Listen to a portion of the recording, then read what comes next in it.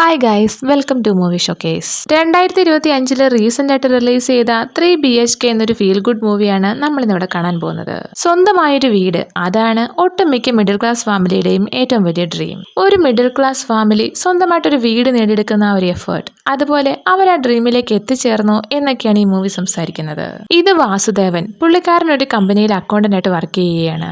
ഇത് പുള്ളിക്കാരന്റെ വൈഫ് ശാന്തി, പുള്ളിക്കാരി ഹൗസ് വൈഫാണ്. ഇവർക്ക് 2 മക്കളാണുള്ളത്, പ്രഭു, ആർത്തി. പ്രഭു +1 പഠിക്കുന്നത്. ഇവൻ പഠിക്കാൻ കുറച്ച് വീക്കാണ്. എന്നാൽ നേരെ മറിച്ച് 9th പഠിക്കുന്ന അനിയത്തി ആർത്തി ആവട്ടെ നല്ല പഠിപ്പിസ്റ്റുമാണ്. ഈ ഫാമിലി പുതിയൊരു വാടക വീട്ടിലേക്ക് താമസം മാറിയിരിക്കുകയാണ്. സൗകര്യങ്ങൾ തീരെ കുറവായതുകൊണ്ട് തന്നെ പ്രഭുവിനെ വീട് തീരെ പിടിച്ചിട്ടുണ്ടായിരുന്നില്ല.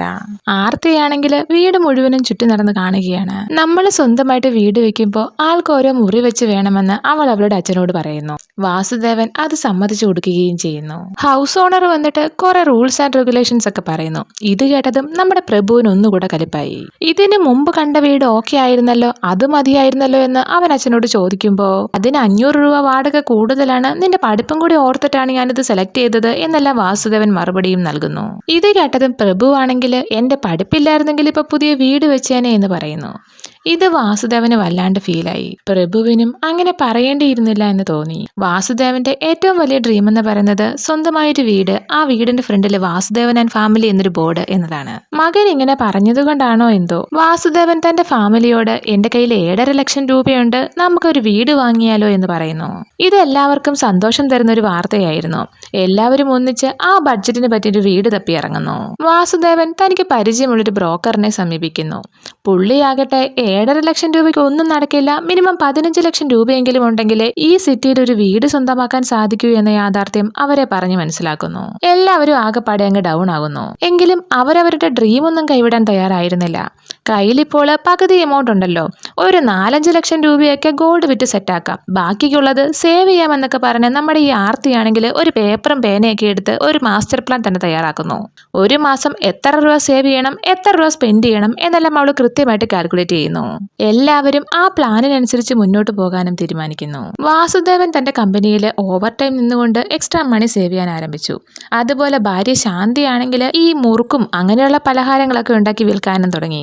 അങ്ങനെ എല്ലാം ഹാപ്പി ആയിട്ട് മുന്നോട്ട് പോകവേ വാസുദേവനെ പ്രഭുവിന്റെ സ്കൂളിലേക്ക് വിളിപ്പിക്കുന്നു. പ്രഭു ആണല്ലോ കുടുംബം മുന്നോട്ട് കൊണ്ടുപോകേണ്ടയാള്, അതുകൊണ്ട് തന്നെ അവരെ നല്ല 1-ാം സ്കൂളിൽ തന്നെയാണ് അവന്റെ അച്ഛൻ ചേർത്തിരുന്നത്. പ്രഭു പഠിത്തത്തിൽ വീക്കാണ്, 3-4 സബ്ജക്റ്റിന് തോറ്റിട്ടുണ്ട് എന്നിങ്ങനെയുള്ള കംപ്ലൈന്റുകളെല്ലാം അവന്റെ ടീച്ചേഴ്സ് വാസുദേവനെ അറിയിക്കുന്നു. വാസുദേവന്റെ ഏക പ്രതീക്ഷ മകനിലാണ്. അതുകൊണ്ട് തന്നെ എനിക്ക് ചെയ്യാവുന്നതൊക്കെ ഞാൻ ചെയ്തിട്ടുണ്ട്, ബാക്കിയെല്ലാം നിന്റെ കയ്യിലാണ് എന്നൊക്കെ പ്രഭുവിനെ അയാൾ ഉപദേശിക്കുന്നു. പ്രഭു അങ്ങനെ പഠിക്കാണ്ട് ഉഴപ്പി നടക്കുന്ന ആളൊന്നുമല്ല. അവനെ കൊണ്ട് പറ്റുന്ന പോലെ അവൻ ട്രൈ ചെയ്യുന്നൊക്കെയുണ്ട്. പക്ഷെ എങ്കിലും അവന് മുന്നോട്ട് പോകാൻ സാധിക്കുന്നുണ്ടായിരുന്നില്ല. പ്രഭുവിന് സ്കൂളിലുള്ള ഏക ഫ്രണ്ട് ഇതാണ് ഐശ്വര്യ. അവളും ഇവനെ പോലെ തന്നെ പഠിപ്പിൽ വീക്കാണ്. പഠിക്കാൻ വീക്ക് ആയതുകൊണ്ട് തന്നെ നമുക്ക് ട്യൂഷന് പോയാലോ എന്നൊരു ഐഡിയ ഐശു അവന് നൽകുന്നു. ട്യൂഷൻ ഫീസ് 1000 ആണെന്ന് കേട്ടതും വാസുദേവൻ ഈ പരിപാടിക്ക് നോ പറയുന്നു. അലാറാം ഒക്കെ വെച്ച് നേരത്തെ എണീറ്റ് ടെറസിലിരുന്ന് പഠിക്കാമെന്നോർത്ത പ്രഭുവിന് അവിടുത്തെ ഓണർ ആണെങ്കിൽ തന്റെ മകൾ ഇവിടെ ഇരുന്നാണ് പഠിക്കുന്നത് എന്ന് പറഞ്ഞ് അവനെ അവിടെ നിന്നും വിലക്കുന്നു. ഇത്രയുമൊക്കെ ആയപ്പോഴേക്കും തന്റെ മകന് വേണ്ടിയിട്ടല്ലേ 1000 രൂപ പോയെങ്കിൽ പോട്ടെ എന്നൊക്കെ ഓർത്ത് വാസുദേവൻ പ്രഭുവിനെ ട്യൂഷന് വിടുന്നു. അങ്ങനെ ഐശുവും പ്രഭുവും ഒന്നിച്ച് ട്യൂഷന് പോവുകയും നല്ലപോലെ പഠിച്ച് പബ്ലിക് എക്സാം കംപ്ലീറ്റ് ചെയ്യുകയും ചെയ്യുന്നു. വളരെ കഷ്ടപ്പെട്ട് നല്ലപോലെ പഠിച്ചാണ് എക്സാം എഴുതിയതെങ്കിലും പ്രഭുവിന് എല്ലാ സബ്ജക്റ്റും പാടായിരുന്നു. അതുകൊണ്ട് തന്നെ അവന് നല്ല ടെൻഷൻ ഉണ്ടായിരുന്നു. എങ്കിൽ ഐശു ആകട്ടെ പേടിക്കണ്ട, നമുക്ക് റിസൾട്ട് വരുമ്പോൾ നോക്കാമെന്നൊക്കെ പറഞ്ഞ് അവനെ സമാധാനിപ്പിക്കുന്നു. 1 മാസത്തിന് ശേഷം പബ്ലിക് എക്സാമിന്റെ റിസൾട്ട് വരുന്നു. ഐശുവും പ്രഭുവും ഒന്നിച്ച് അവരുടെ റിസൾട്ട് ചെക്ക് ചെയ്യുകയാണ്. ഭാഗ്യമെന്ന് പറയട്ടെ, പ്രഭു പാസ്സായിട്ടുണ്ടായിരുന്നു. എന്നാൽ ഐശു ഫെയിലായിരിക്കുകയാണ്. ഐശുവിന്റെ തോൽവി 2 പേരെയും വല്ലാണ്ട് വേദനിപ്പിച്ചു. അതുമാത്രമല്ല ഐശു പ്രഭുവിനോട് പറയാതെ അവിടെ നിന്നും സ്ഥലം മാറി പോവുകയും ചെയ്യുന്നു. ഇവിടെ നമ്മുടെ പ്രഭു പാസ്സായെങ്കിലും അവന് വെറും 74% മാർക്ക് മാത്രമാണ് കിട്ടിയത്. അതിന്റെ പേരിൽ അച്ഛന്റെ കയ്യിൽ നിന്നും അമ്മയുടെ കയ്യിൽ നിന്നും ഒക്കെ അവന് നല്ലവണ്ണം കിട്ടുകയും ചെയ്തു. മെക്കാനിക്കൽ എഞ്ചിനീയറിംഗ്, അതാണ് നമ്മുടെ പ്രഭുവിന്റെ ഡ്രീം. എന്നാൽ ഈ 74% കൊണ്ട് അവൻ ഒരു കോളേജിലും അഡ്മിഷൻ ലഭിക്കുകയില്ല. പ്രഭു ആണല്ലോ വീട് നോക്കേണ്ടയാള്. പ്രഭുവിന്റെ ഫ്യൂച്ചർ സെറ്റായി നല്ലൊരു ജോലിയൊക്കെ കിട്ടിക്കഴിഞ്ഞാൽ വീടൊക്കെ തനിയെ വെക്കാവുന്നതല്ലേ ഉള്ളൂ. അതുകൊണ്ട് തന്നെ വാസുദേവൻ ഒരു തീരുമാനം എടുക്കുന്നു. ഇപ്പൊ കയ്യിലുള്ള സേവിങ്സ് ഒക്കെ യൂസ് ചെയ്ത് നല്ലൊരു കോളേജിലെ മെക്കാനിക്കൽ എഞ്ചിനീയറിംഗിന് ഒരു സീറ്റ് വാങ്ങുക എന്നതായിരുന്നു ആ തീരുമാനം. മെക്കാനിക്കൽ എഞ്ചിനീയറിംഗിന് സീറ്റ് വാങ്ങാൻ എത്തിയ ഇവരെ അവിടുത്തെ മാനേജ്മെന്റ് ആണെങ്കിൽ മെക്കാനിക്കൽ എഞ്ചിനീയറിംഗ് ഒക്കെ എന്ത്, ഇനി ഫ്യൂച്ചർ ഫുൾ IT-യുടെ കയ്യിലാണ് എന്നെല്ലാം പറഞ്ഞ് ബ്രെയിൻ വാഷ് ചെയ്യുന്നു. ഇത് വിശ്വസിച്ച വാസുദേവൻ നമ്മുടെ പ്രഭുവിനെ നിർബന്ധിച്ച് കമ്പ്യൂട്ടർ എഞ്ചിനീയറിംഗിന് ചേർക്കുന്നു. ഇഷ്ടമില്ലാത്ത കോഴ്സ് ആയിരുന്നിട്ടും വീട്ടുകാരെയും വീട്ടിലെ സിറ്റുവേഷനും ഒക്കെ ഓർത്തിട്ട് പ്രഭു ഒരു തരത്തിൽ തട്ടിമുട്ടിയും പഠിച്ചു വരികയാണ്. അങ്ങനെ ഒരു തരത്തിൽ ഫസ്റ്റ് ഇയർ കംപ്ലീറ്റ് ചെയ്യുന്നു.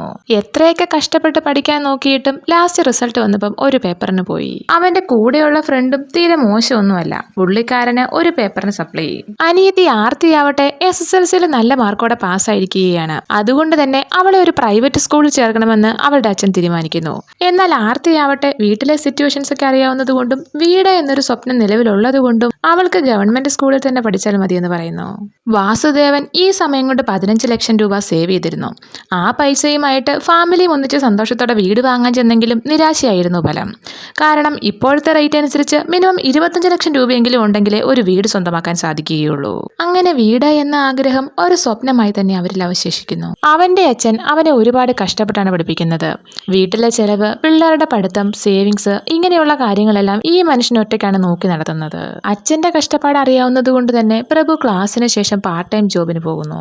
നമ്മുടെ വാസുദേവന് ജോലിയിൽ കുറച്ച് ഇഷ്യൂസ് ഫേസ് ചെയ്യേണ്ടി വരുന്നു. ഇപ്പോഴുള്ള പുതിയ ബോസ്, അതായത് പഴയ മുതലാളിയുടെ മകൻ, പുള്ളിക്കാരൻ എല്ലാം കമ്പ്യൂട്ടറൈസ്ഡ് ആക്കാൻ തീരുമാനിച്ചു. കണക്കുകളൊക്കെ ഇനി ബുക്കിലെഴുത്തൊന്നും നടക്കില്ല. ജോലി കണ്ടിന്യൂ ചെയ്യുന്നതിന് വേണ്ടിയിട്ട് വാസുദേവന് ടാലി പഠിക്കേണ്ടതായിട്ട് വരുന്നു. പുള്ളിക്കാരൻ ഒരു മാസത്തിൽ അത് ഭംഗിയായി കംപ്ലീറ്റ് ചെയ്യുകയും ചെയ്യുന്നു. കുറച്ചു നാളുകൾക്ക് ശേഷം വാസുദേവൻ പ്രഭുവിന്റെ പാർട്ട് ടൈം ജോബിനെ പറ്റി തിരിച്ചറിയുന്നു. പഠിക്കേണ്ട സമയത്ത് പഠിക്ക്, നിന്റെ ലൈഫ് സെറ്റായാൽ ഞങ്ങളുടെ ലൈഫും സെറ്റാകും. നീ ഇപ്പൊ കഷ്ടപ്പെടേണ്ട കാര്യമില്ല, നിനക്ക് വേണ്ടി കഷ്ടപ്പെടാൻ ഞാനുണ്ട്. അനിയന്മാരെ പഠിപ്പിക്കുന്നതിനും വീട് നോക്കുന്നതിനും വേണ്ടിയിട്ട് എന്റെ പഠിത്തം ഉപേക്ഷിച്ച ആളാണ് ഞാൻ. എനിക്ക് സംഭവിച്ചതുപോലെ നിനക്കും സംഭവിക്കരുത് എന്നൊക്കെ അവന്റെ അച്ഛൻ അവനെ ഉപദേശിക്കുന്നു. എന്തായാലും പ്രഭു കഷ്ടപ്പെട്ട് 3-4 വർഷം തള്ളി നീക്കുന്നു. ഈ സമയം കൊണ്ട് ഓരോ വർഷവും ഓരോ വാടക വീടും മാറി മാറി വരുന്നു. ജോലിയിൽ വന്ന മാറ്റങ്ങൾ കൊണ്ട് തന്നെ വാസുദേവൻ ഒരുപാട് സ്ട്രെസ് അനുഭവിക്കേണ്ടി വന്നു. മാത്രമല്ല പുള്ളിക്കാരന് ഹാർട്ട് അറ്റാക്ക് ഉണ്ടാവുകയും ചെയ്യുന്നു. വാസുദേവന്റെ സർജറിക്കും ബാക്കി ട്രീറ്റ്മെന്റിനുമായിട്ട് കയ്യിലുണ്ടായിരുന്ന സേവിങ്സ് മുഴുവനും എടുക്കേണ്ടതായിട്ട് വരുന്നു. അത് വാസുദേവനെ ഏറെ സങ്കടപ്പെടുത്തി. വീട് എന്ന സ്വപ്നം ഒരിക്കലും നടക്കാതെ വരുമോ എന്ന ഭയം അയാൾക്കുള്ളിൽ കടന്നു കയറി. അതുകൊണ്ട് തന്നെ ഹെൽത്തൊക്കെ ഓക്കെ ആയതും ഇതുവരെ കടം വാങ്ങിക്കാത്ത പുള്ളിക്കാരൻ തന്റെ ബ്രദറിനോട് പോയി വീട് വാങ്ങാൻ പൈസ കട ചോദിക്കുകയാണ്. പ്രഭുവിന്റെ ക്ലാസ് ഒക്കെ കഴിയാറായല്ലോ, ജോലിയൊക്കെ കിട്ടിക്കഴിയുമ്പോൾ പൈസ മടക്കി തരാമെന്നായിരുന്നു വാസുദേവൻ അവകാശപ്പെട്ടത്. എന്നാൽ ബ്രദർ ആകട്ടെ, നിന്റെ മകന് ജോലിയൊക്കെ കിട്ടി അപ്പോയിന്റ്മെന്റ് ലെറ്റർ കൈ കിട്ടിക്കഴിയുമ്പോൾ അതെനിക്ക് സെക്യൂരിറ്റി ആയിട്ട് കൊണ്ടുവന്നതാ, അപ്പം നിനക്ക് പൈസ തരാമെന്ന് പറഞ്ഞ് വാസുദേവനെ കളിയാക്കി തിരിച്ചയക്കുന്നു. ഈ വിവരം പ്രഭുവിനെ വല്ലാണ്ട് വേദനിപ്പിച്ചു. എന്തായാലും ജോലി വാങ്ങുമെന്ന് അവൻ അച്ഛൻ ഉറപ്പ് നൽകുന്നു. പ്രഭുവിന്റെ എഞ്ചിനീയറിംഗ് പഠനം ഏതാണ്ട് തീരാറായി. കോളേജിലെ ക്യാമ്പസ് ഇന്റർവ്യൂ നടന്നു വരികയാണ്. നമ്മുടെ പ്രഭു ആണെങ്കിൽ പ്രതീക്ഷയോടെ എല്ലാ ഇന്റർവ്യൂവും അറ്റൻഡ് ചെയ്യുന്നുണ്ടായിരുന്നെങ്കിലും അവനൊന്നുപോലും കിട്ടുന്നുണ്ടായിരുന്നില്ല. അവന്റെ ഫ്രണ്ടിനും ഇന്റർവ്യൂവിലൊന്നും സെലക്ട് ആകാത്തത് കൊണ്ട് തന്നെ പ്രഭുവിന് വല്ലാത്ത സങ്കടമാകുന്നു. താനൊരു ഫെയിലിയറാണ്, തന്നെ കൊണ്ട് ഒന്നും നടക്കില്ല, താനൊരു വേസ്റ്റ് ആണ് എന്നൊക്കെ പറഞ്ഞ് അവൻ അച്ഛനോട് സങ്കടം പറയുകയും ചെയ്യുന്നു. അങ്ങനെ കോളേജിലെ അവസാനത്തെ ഇന്റർവ്യൂവും വന്നെത്തി. ഇതിലെങ്കിലും സെലക്ട് ആകണമെന്ന് പറഞ്ഞുകൊണ്ട് പ്രഭുവും പ്രഭുവിന്റെ ഫ്രണ്ടും കൂടെ നല്ലപോലെ കഷ്ടപ്പെടുകയാണ്. ഈ ഇന്റർവ്യൂവിൽ എന്തായാലും സെലക്ട് ആകുമെന്ന് പ്രഭു വീട്ടുകാർക്ക് വാക്ക് കൊടുക്കുകയും ചെയ്യുന്നു. ഇന്റർവ്യൂവിൽ രണ്ടുപേരും നല്ലപോലെ പെർഫോം ചെയ്ത് എല്ലാ റൗണ്ടുകളും ഫിനിഷ് ചെയ്ത് ഫൈനൽ റൗണ്ടിലെത്തുന്നു. പ്രഭുവിനോട് ചോദിച്ച ചോദ്യങ്ങൾക്കൊക്കെ അവൻ കാണാപ്പാഠം പഠിച്ചു വെച്ച ആൻസറുകൾ നൽകുന്നു.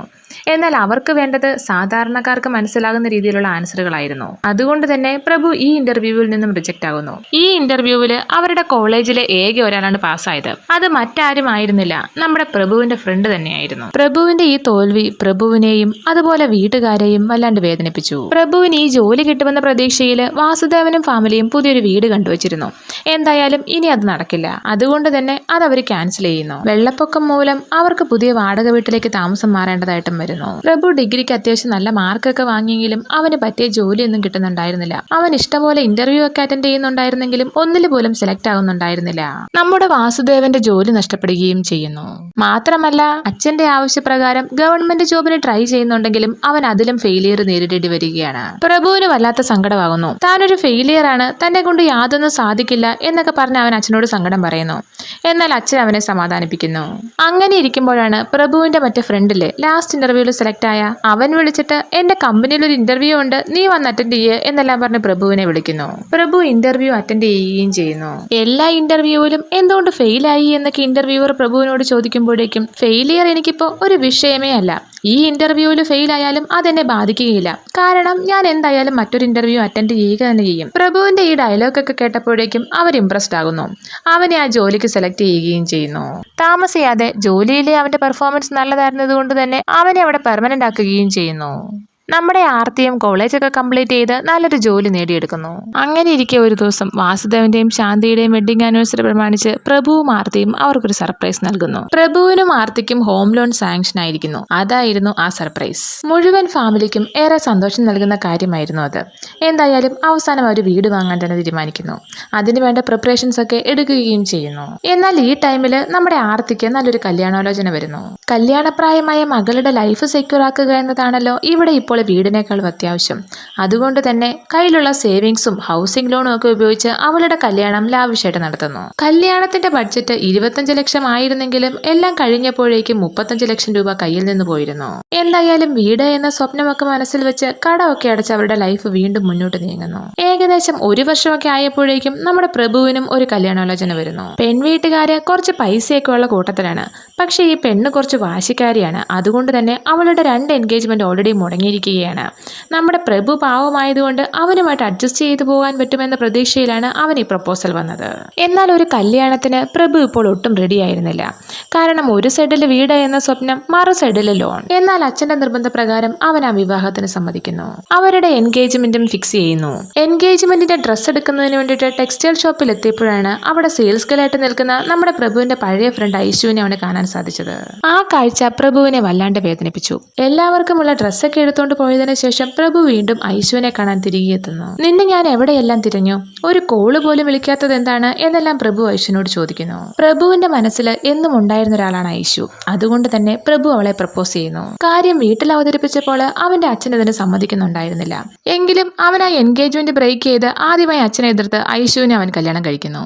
അങ്ങനെ അച്ഛനും മകനും തമ്മിലുള്ള റിലേഷൻ അവിടെ അവസാനിച്ചു. അന്ന് മുതൽ അച്ഛൻ അവരോട് മിണ്ടിയതേയില്ല. അങ്ങനെ വീണ്ടും കാലങ്ങൾ കടന്നു പോകുന്നു. സ്വന്തം മകനോട് മിണ്ടുന്നില്ല. അപ്പൊ പിന്നെ മരുമോളുടെ കാര്യം പറയേണ്ടതില്ലല്ലോ. നമ്മുടെ പ്രഭുവാണെങ്കിൽ ഇഷ്ടമില്ലാത്ത കോഴ്സും പഠിച്ച് ഇഷ്ടമില്ലാത്ത ജോലിയും ചെയ്ത് മുന്നോട്ട് പോവുകയാണ്. അങ്ങനെ ഇരിക്കെ അവന് ഹൗസിംഗ് ലോൺ സാങ്ഷൻ ആകുന്നു. ഈ സന്തോഷ വാർത്ത എല്ലാവരെയും അറിയിച്ച് എല്ലാവരും സന്തോഷത്തോടെ ഇരിക്കുന്ന ടൈമിൽ പോലീസ് സ്റ്റേഷനിൽ നിന്നും ഒരു കോള് വരുന്നു. നമ്മുടെ ആർത്തി അവളുടെ ഹസ്ബൻഡിനെ അടിച്ചു അത്രേ. പ്രഭു ഇടപെട്ട് കേസൊക്കെ സോൾവ് ചെയ്ത് ആർത്തിയെയും അവളുടെ കുട്ടിയെയും പ്രഭുവിന്റെ വീട്ടിലേക്ക് കൂട്ടിക്കൊണ്ടുവരുന്നു. നിന്റെ ഹസ്ബൻഡ് നിന്നെ ഉപദ്രവിക്കാറുണ്ടോ, അടിക്കാറുണ്ടോ എന്നൊക്കെ ശാന്തി ആർത്തിയോട് ചോദിക്കുന്നു. അടിച്ചെങ്കിൽ മാത്രമേ വയലൻസ് ആകത്തുള്ളൂ. നിങ്ങൾ എന്നെ വലിയ റിച്ച് ഫാമിലിയിലേക്കൊക്കെയാണ് കെട്ടിച്ചുവിട്ടത്. പക്ഷെ അവിടെ എനിക്ക് വെറും വേലക്കാരിയുടെ സ്ഥാനം മാത്രമാണ് ഉണ്ടായിരുന്നത്. എന്റെ ഭർത്താവ് പോലും എന്നെ സ്നേഹിക്കുകയോ പരിഗണിക്കുകയോ ചെയ്തിട്ടില്ല. ആ മനുഷ്യനോട് എന്നെ സ്നേഹിക്കുന്നുണ്ടോ എന്ന് ചോദിച്ചപ്പോൾ ഇല്ല എന്നാണ് പുള്ളി മറുപടി പറഞ്ഞത്. അതും കൂടെ കേട്ടപ്പോൾ എനിക്ക് സഹിച്ചില്ല. അതുകൊണ്ടാണ് ഞാൻ അവനെ അടിച്ചത് എന്നെല്ലാം ആർത്തി മറുപടി നൽകുന്നു. കാര്യങ്ങളൊക്കെ അറിഞ്ഞതും ഐശു അവളെ സമാധാനിപ്പിക്കുന്നു. അടിച്ചാൽ മാത്രമേ വയലൻസ് ആകത്തുള്ളൂ എന്ന ആർത്തിയുടെ ചോദ്യം നമ്മുടെ വാസുദേവനെ വല്ലാണ്ട് ട്രിഗർ ചെയ്തു. അതുകൊണ്ട് തന്നെ പുള്ളിക്കാരൻ നെക്സ്റ്റ് ഡേ നമ്മുടെ ഐശുവിനോട് മാപ്പ് പറയുന്നു. ലോൺ സാങ്ഷനായ വിവരം ആർത്തിയെയും അറിയിച്ച് അതിന്റെ പേപ്പേഴ്സ് ഒക്കെ സൈൻ ചെയ്തിട്ട് വരാമെന്ന് പറഞ്ഞ് പ്രഭു ജോലിക്കിറങ്ങുന്നു. വീട്ടിലെല്ലാവരും പായസമൊക്കെ വെച്ച് ഈ സന്തോഷം ആഘോഷിക്കുകയാണ്. എന്നാൽ നമ്മുടെ പ്രഭുവിന് ജോലിയിൽ കുറച്ച് ഇഷ്യൂസ് ഫേസ് ചെയ്യേണ്ടതായിട്ട് വരുന്നു. പ്രഭു അവന്റെ വർക്കൊക്കെ നല്ലപോലെ പെർഫോം ചെയ്യുന്നുണ്ടെങ്കിലും അതിന് തക്ക ഇൻക്രിമെന്റ് ഒന്നും അവൻ ഇത്തവണ ലഭിച്ചില്ല. ഇത് ചോദ്യം ചെയ്തപ്പോഴോ ഹൗസിംഗ് ലോണൊക്കെ അപ്രൂവ് ആയില്ലേ, വീട്ടിലെ കാര്യങ്ങളൊക്കെ നോക്കണ്ടേ, ഉള്ളത് കൊണ്ട് മുന്നോട്ട് പോകാനാണ് ടീം ലീഡർ പറഞ്ഞത്. ഇത്രയുമൊക്കെ ആയതുകൊണ്ട് തന്നെ അവൻ ഹൗസിംഗ് ലോൺ സൈൻ ചെയ്യുന്നില്ല.